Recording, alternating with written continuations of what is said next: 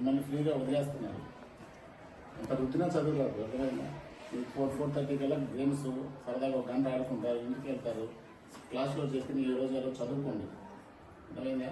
ఇంట్లో కనీసం 1 hour 2 hours కేటాయించండి. స్కూల్ అయిపోయిన తర్వాత ఇంటికి వెళ్ళాము, పుస్తకాలు పడేసాము, పోయాము, ఆ సంఖ్యలో తిరిగాము, ఈ సంఖ్యలో తిరిగాము అనేది వద్దు. అర్థమైందా? ఇంట్లో ఒక గంట చదువుకో 2 గంటలు కేటాయిస్తే మీరు మనిషి మీ జీవితంలో ఏదో అనుకోండి ఆ వైపు వెళ్ళిపోవచ్చు. అర్థమైందా? ఈ వయసులో మీరు చెడిపోయేది ఎక్కువగా చెడిపోయేది ఇంటర్మీడియట్లో చెడిపోతారు. అర్థమైందా?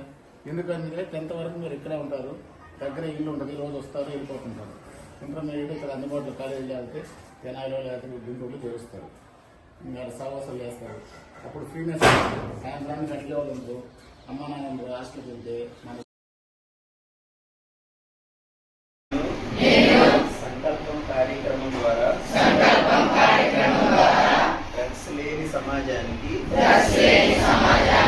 దారి చూపుతానని ప్రమాణం చేయుచున్నాను.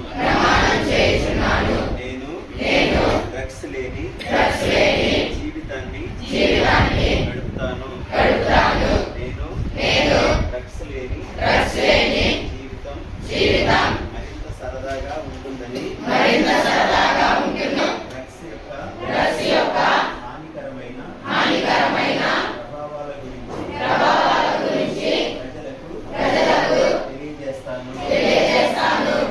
నేను నా చుట్టుపక్కల ఉన్న ప్రదేశాలలో డ్రగ్స్ సేవిస్తున్నా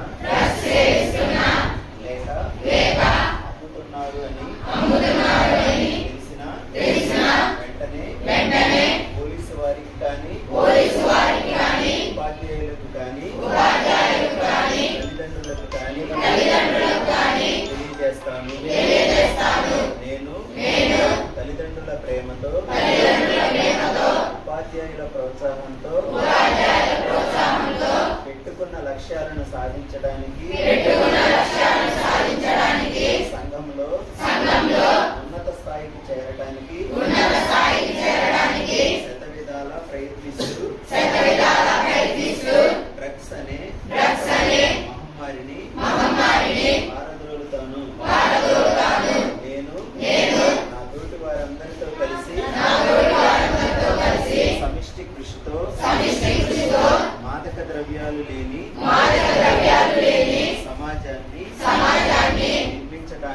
నిర్మించడానికి శ్రమిస్తాను.